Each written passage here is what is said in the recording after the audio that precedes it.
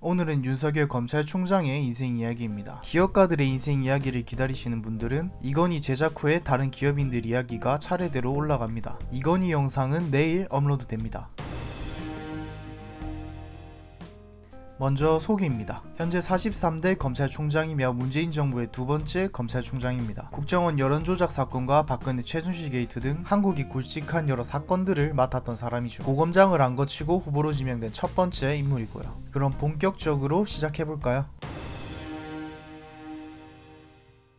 1960년생으로 서울 서대문구 연희동에서 태어납니다. 아버지는 연세대 응용통계학과의 설립 멤버인 윤기중 명예교수이며 어머니는 이화여대에서 강의하던 중 결혼 후 퇴직했던 인물입니다. 초중고 시절은 알려진 바가 거의 없고 사실 확인이 안 되어서 넘어가겠습니다. 1979년 충안고를 졸업하고 서울대 법대에 진학합니다. 서울대 재학 당시에 5.18 민주화운동 관련 교내 모의 재판을 열고 검사역을 맡아 전두환에게 사형을 구형합니다. 이 이야기가 교내와 바깥으로 퍼지면서 강원도로 피신하고 사법시험 2차에서 낙방을 합니다. 어찌저찌 서울대학교 대학원에서 법학 석사를 받고 구수 끝에 91년 33회 사법시험에 합격합니다. 동기들로는 주광덕 의원, 박범계 의원, 강용석 변호사, 이정열 변호사가 있습니다. 구수 정도면 거의 시험에 통달할 수준이라 비법을 전수받는 형태로 윤석열에게 개인 과외를 받고 사법시험을 합격한 사람들이 꽤 있죠. 정작 본인은 과외를 하면서 계속 낙방을 해서 가르쳐준 제자들이 선배 검사가 되었죠. 94년 사법연수원을 수료한 후 대구검찰청에서 검사를 시작합니다. 96년에는 춘천에 있는 강릉지청에서, 97, 98년에는 수원지방검찰청 성남지청에서 일하다가 99년 김대중 정부 시절에 서울중앙지방검찰청으로 옮깁니다. 윤석열은 지금 다크나이트로 불리며 현 정부와 맞서고 있죠. 지금 정부에서 대놓고 쉬쉬하거나 감싸는 인물들을 수사하며 정부와도 각을 세우지만 특히 민주당과는 견원지간 수준이죠. 얼마 전 신임검사 신고식에서 민주주의라는 허울을 쓴 독재와 전체주의를 배격하는 진짜 민주주의라는 발언을 해서 논란이 되기도 했고요.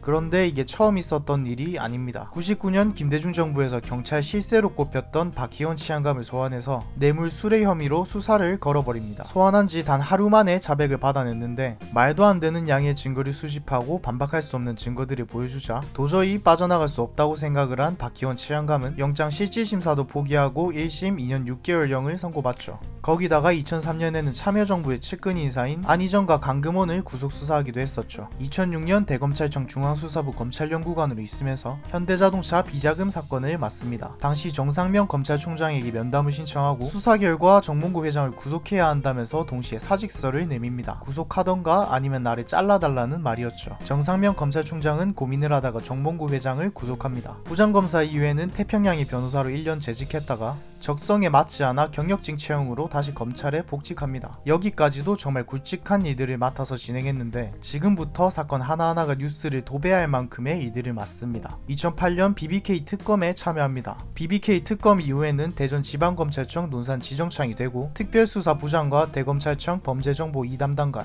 대검찰청 중수 2과장, 곧이어 1과장까지 요직을 쭉 거쳐서 갑니다. 12년 7월 서울검찰청 제1부 부장검사의 자리에 오릅니다. 13년은 국정원의 여론조작 이야기로 떠들썩했던 시기죠. 국정원 여론조작 사건 특별수사팀장으로 임명이 되어 수사 과정에서 국정원을 압수수색하는 등 정권의 정통성을 흔들 수준으로 적극적인 수사를 진행합니다. 그리고 한교안 당시 법무부 장관이 부당수사 지휘권을 행사하고 있다고 폭로하고 원세훈 국정원장에게 공직선거법 위반과 정보원법 혐의를 적용해 징역 4년과 자격정지 4년을 구형했죠. 한 달 뒤 국정원 여론조작 사건으로 국정감사 증인으로 나와 수사 과정에서 외압이 심했다며 조영곤 검사장님 밑에서 수사를 못한다 라는 발언을 해서 정말 굉장한 주목을 받죠. 그리고 제가 좋아하는 말도 여기서 합니다. 저는 사람에 충성하지 않기 때문에 오늘 이런 말씀을 드린 것이다. 명언이죠. 2014년 1월 대구 고등검찰청으로 발령을 받습니다. 명백한 좌천이죠. 윤석열과 같이 국정원 조사를 했던 박형철 부팀장의 경우 좌천을 당한 후에 변호사 사무실을 개업했지만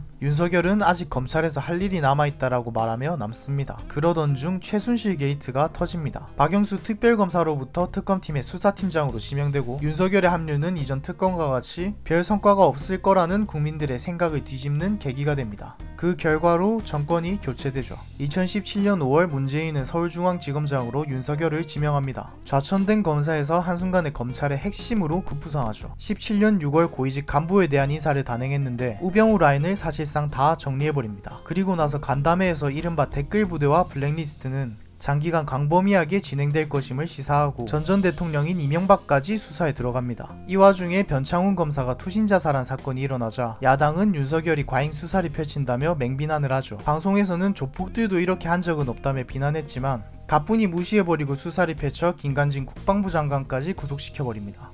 사람들은 이때 문재인이 임명한 문재인 인사구나, 사람을 안 따른다더니 권력을 따라가는구나 라고 생각을 했는데 아니었죠. 사법농단과 버닝썬 게이트를 거쳐 검찰총장으로 임명됩니다. 문재인은 임명장을 주면서 청와대, 행정부, 여당을 가리지 말고 살아있는 권력에도 엄정하게 수사할 것을 요구합니다. 이때는 몰랐겠죠. 진짜로 할 줄은. 2019년 8월 9일 조국이 법무장관 후보로 지명이 되고 딸의 입시특혜 사모펀드 사학비리 등이 줄줄이 터져나오고 와중에 조국이 혐의를 입증할 증거자료를 지우기까지. 게다가 일부 혐의는 공소시효가 얼마 남지 않아서 갈팡질팡되고 있을 때 여론에서는 윤석열의 검찰이 조국을 수사하지 않을 것이라고 생각했죠. 이때까지 이미지가 문재인의 신복이었거든요. 거기다 법무부 장관은 검찰의 직속 상관이기 때문에 실패하면 끝이에요. 때문에 정치권에서는 특검이나 국정조사를 요구하고 있었는데 윤석열은 사람을 따르지 않는다는 자신의 말의 증명이라도 하듯 조국에 대한 전방위 압수수색에 나서며 살아있는 권력에 칼을 들이밉니다. 원래는 서울지검 형사부로 배당되었던 사건을 최정예 수사부서로 꼽히는 특수부의 조국 고발건을 재배당하며 강제 수사에 돌입합니다. 19년 9월 수사에는 속도가 붙기 시작하며 하루가 멀다 하고 특종이 쏟아집니다. 19년 9월 6일 조국 딸의 표창장을 문제삼아 조국의 부인 정경심 교수를 사무소 위조 혐의로 전격 기소합니다. 특히 공소시효가 임박해서 피의자 소환을 거치지 않고 기소를 해버리죠. 9일에는 조국 일가의 사모펀드 의혹과 관련해 코링크피 이상훈 대표와 가로등 전멸기 제조업체 웰스 CNT 대표에 대해 구속영장을 신청했는데 기각이 됩니다. 서울지방법원에서 기각을 하였는데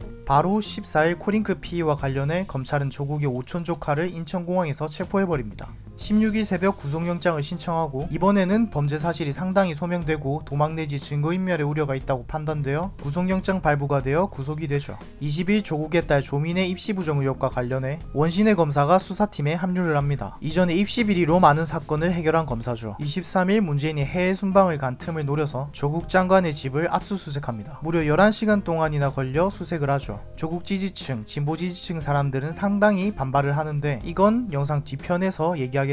10월 3일 정경심 교수를 소환했지만 건강상의 문제로 중단이 되고 조서에 서명도 하지 않은 채 귀가합니다. 그냥 보낼 윤석열이 아니죠. 다시 출석하게 만듭니다. 이틀 후 재출석했지만 또 2시간여밖에 조사를 받지 않고 야권에서는 황제 수사라고 욕하고 여권에서는 강압 수사라고 하죠. 10월 9일 정경심과 조국 동생 건강 문제로 구속영장 기각이 나옵니다. 조국 동생은 불출석 심사를 받았는데 지난 3년간 불출석 심사는 100% 구속되었던 사례에 비해 이례적이죠. 허리가 아프다는 주장을 법원이 받아들입니다. 도망가 증거인멸의 가능성이 충분함에도 구속영장이 기각이 된 걸 보고 법조계에서는 의외라는 반응을 내비치죠. 하지만 다시 21일 검찰은 보충된 증거들과 내용을 가지고 정경심에게 구속영장을 청구하고 결국 구속됩니다. 29일에는 보안수사를 통해 내용을 더 보충한 뒤 다시 조국 동생에 대해 구속영장을 청구하고 구치소에 정경심과 조국 동생 모두 수감됩니다. 오늘의 영상은 여기까지입니다.